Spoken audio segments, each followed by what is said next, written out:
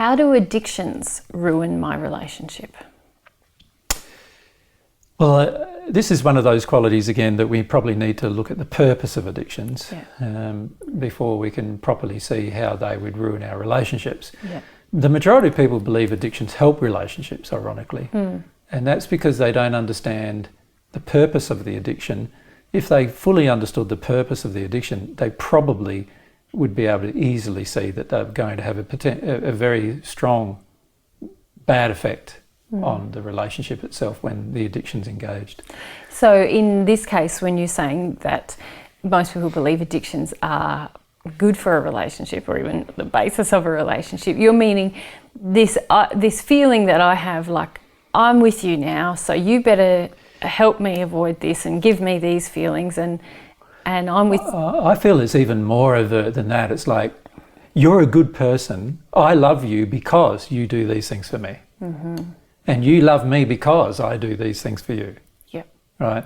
And that's not love at all. So the worth of the partner is based upon their ability or their desire or their willingness to meet my addictions. That's how I measure your worth to me. Yes. Yeah. Yes, and as soon as I don't do that, what are you going to do? Reject you. Reject. Yeah. Straight away. Yeah. So addictions have a very strong potential to harm a relationship because of this. Most relationships have been established because of addiction. Yeah. Most of them have been established because I believe that a person who loves me will do this list of things that I've got in my mind and in my feelings, this list of things that they would do if they loved me. And I also believe that I would do a whole heap of things if I loved you. Yeah. And you believe those things, and we both accept those beliefs, and because we both accept those beliefs, we now feel attracted to each other. And in fact, there is an emotional attraction under those circumstances because we are both injured in what I would call sympathetic ways. Yeah. So in other words, I have an openness inside of me to believe that if a person finds me sexually attractive, it means that they love me. Yeah. It doesn't mean anything of the sort. Right? They could be just using me. But if I have that injury, I will believe they love me as soon as they find me sexually attractive. So all I've got to do then is feel that you find me sexually attractive and I feel you love me. Right? Vice versa is also true. You know, the woman may feel that if the man makes her feel safe and secure financially, then he loves her, right? Yeah. Well, that's not true. And also, why does she need that? Like, she obviously is not able to create those things for herself somehow. Otherwise, she wouldn't need it. So really what is happening with addiction is that I have a whole heap of what I would classify as emotional holes within me. And you have a whole heap of emotional holes within you. And as long as I feel your holes and you feel my holes, our relationship is binding. Yeah. But as soon as one or both of us stop feeling these needs, this needy stuff that is in the other person, then the other person instantly angry, instantly feels I'm not being loved now, instantly feels like it's no longer a good relationship, right? Yeah. So let's just clarify a couple of things that you said there. You said there is an actual connection really there's an energetic exchange. Emotional exchange. Yep, emotional where exchange. our emotions are in sympathetic harmony. And if we contrast this with some of the previous questions where we talked about the facade and untruthfulness, where we were talking about really interacting with something that's not coming from our soul, how does this relate to addictions? Are we now having a soul-based exchange based on addiction? Well, the reality is most people are having an injured soul-based relationship based on all of the things we've mentioned so far. Okay. So that's the reality. If I've got an openness to being lied to and you want to lie to me, I'll accept your lies without question. And that is a soul-based exchange? That's a soul-based, injury-based exchange. Yeah. It's not a love-based exchange. No. We're never going to be close. We're never going to be at one with each other in that exchange because it's not based on truth. It's also not based on humility or love. Yeah. It's not based on honouring the free will. So at the end of the day, it's never going to be a close relationship, but we're going to believe it's close. Yeah. Because I accept what you dish out and you accept what I dish out. Yes. Right? And every single one of these things we're mentioning today in this series, every single thing that can ruin a relationship usually begins with this codependency. So in other words, I want somebody to lie to me. And so I find someone who lies to me. Yeah. I want somebody to treat me like they're superior to me. So I find someone who treats me like that. Yeah. I want to find someone who's inferior so I can feel better about myself. So I find somebody who... And the law of attraction is working perfectly with regard to these relationships. What we're talking about here is how to get out of that and into a good relationship. Yeah. Because none of that is a good relationship, no matter how much we believe it is one. Yeah. Right? And this is where we find addictions particularly are, like, it's hard for the average person to go, if somebody's angry with me all the time, I feel good about it, right? The reality is, while there are attractions that occurred that caused the angry exchange and my acceptance of that anger, nobody feels good about it. But with addictions, that's different. Yeah. There is attractions that occur that make me believe that I feel good about it. Facade is very similar. Yeah. It makes me believe that I feel good about it. And as a result, these are harder things to give up in the relationship. Yeah. Because I believe they're good Yeah. before I even look at them, Yes. right? Of course, I'm in total denial and total unawareness of my true state. Yeah. But the reality is I believe it's good. And while I believe it's good, everything's good. I'm happy, seemingly. Seemingly. But I'm never going to be completely happy. I'm never going to have a close relationship with another soul in that state. And I'm never going to become at one with God in that state, ever. Okay, so let's talk about why we want this so much. What is the purpose of living like this in this sort of addictive exchange all of the time? Well, we could list hundreds and hundreds of reasons, couldn't we? And we don't want to go on for weeks having this exchange. So let's mention a few basic ones, I feel, as to why we would want to do it. And that would give us some ideas of what's going to happen when it doesn't get met. Yeah. So living in addiction like this, it really helps me avoid my unloving demands and my unloving expectations. It helps me avoid feeling my fears. So while I'm getting the addiction met, Yep. I'm avoiding the fact that I've got a whole heap of unloving crap coming out of me. I don't even have to face that. I don't even have to face it. Yep. Because nobody around me is challenging it. Everyone's telling me I'm great. Yep. No one's telling me, no, this is wrong. Yep. Right?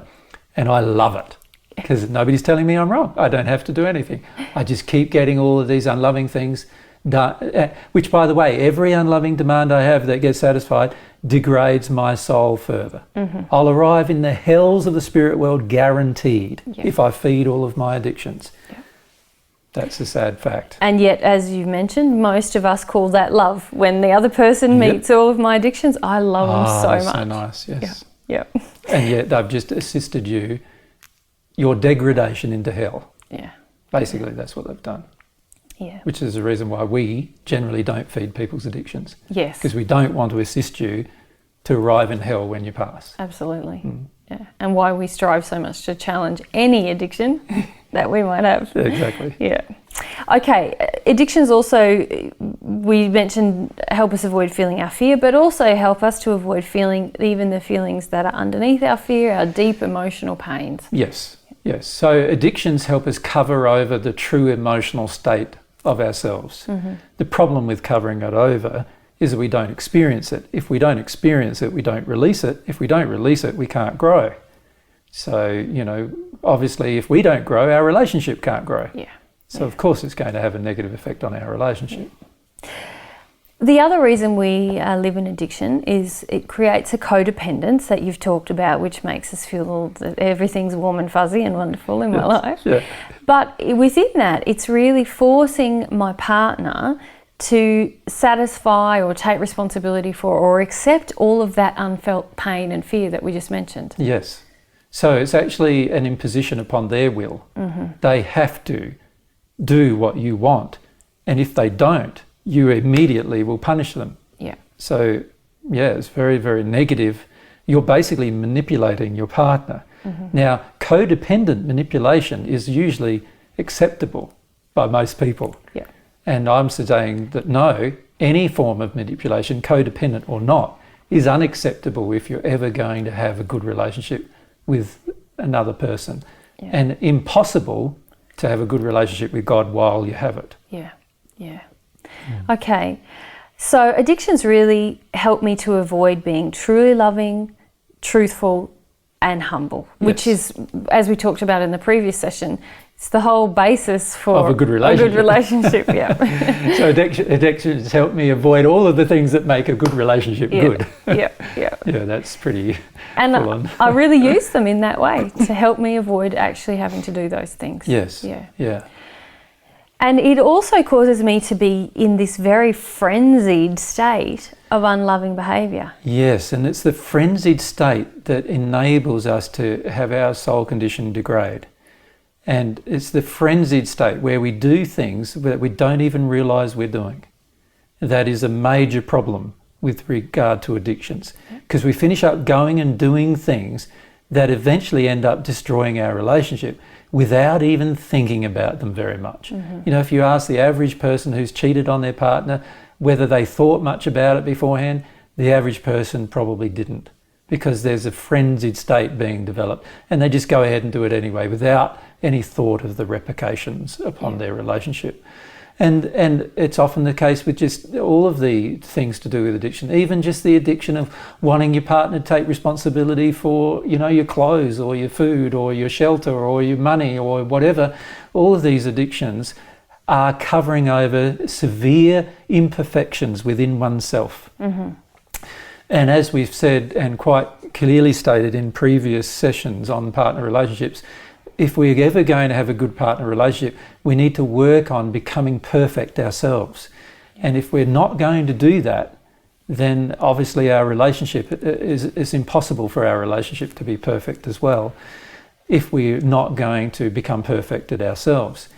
And my feeling is the average person accepts the imperfection and accepts the facade and the addictions, and because they believe that that is perfection. Yeah. You know, that it's such a lovely relationship, being able to just have all of my needs and holes met.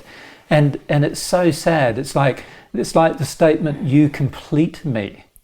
Well, with two halves of the soul, that is strictly true. Technically true, but not emotionally true, right? And I see a lot of people applying it emotionally and physically, where they feel the other person completes them, when in fact all the other person is doing is meeting every one of their unhealed emotional addictions.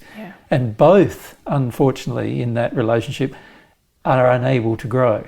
The problem with codependent addictions, which are mostly what appear in relationships, is that it's impossible for both parties in the relationship to grow unless they both see their own codependencies and both see that their addictions are a sin from God's sight, but also sin in the sense of it'll cause their relationship to degrade, not to improve.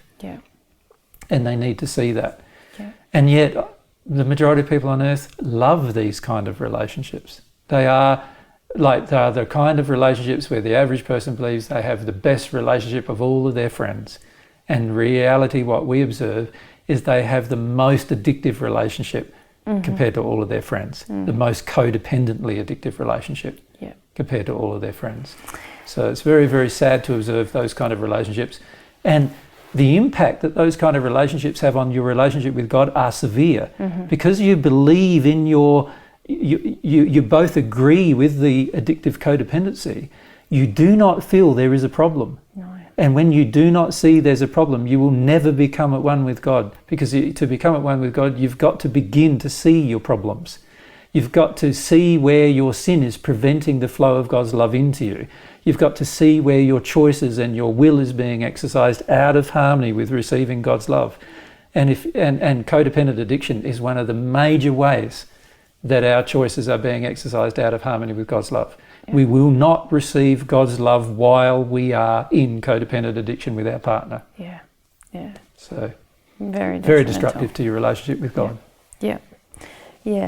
So let's talk about how you've talked a lot really about how it ruins a relationship, but let's just talk about some of the other key points. Sure. And perhaps you can explain how these things happen. So we've mentioned that addictions create codependence. And that's detrimental. Detrimental because I'm giving you what you think you need, which is out of harmony with love. and you're giving me what I think I need, which is out of harmony with love.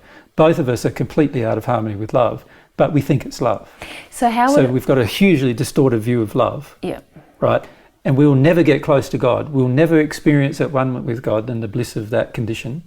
And we're never going to ever be at one with each other either, because while there's injuries in the soul that are out of harmony with God, it's impossible for us to be out of harmony with God and at one with each other. Mm-hmm. So, yeah. So, given that just about everyone feels that this codependence is love, and you're saying that that's completely out of harmony with love, this codependence, what does it look like then in a relationship where both parties want to love? What do they give each other? Both parties give each other love, truth, their humility, and their will. Like their will is combined to do everything. Both parties have a very developed will in the same direction when they're soulmates. And they're both giving to each other completely without the expectation the other person gives them anything. So there's no expectation, and instead of assisting the suppression of emotion in the partner, you're assisting the expression of emotion. Got you. All of it, including the hurt Yep. and the real self. Yeah. The addiction does not encourage the hurt nor the real self to ever be expressed. Yep. So there's a huge amount of emotional suppression going on in a relationship that's full of addiction and yet seemingly happy. Yeah. Huge amount of emotional suppression. Yeah. Very, very damaging to the soul of the individual and very damaging to your long-term health. In fact, the main cause of most diseases in a relation that occur in each body of the persons having the relationship. Cancers and everything are all very much defined. Some of the most serious and difficult diseases that we face on this planet are surrounding codependent addiction. Yeah. Yeah.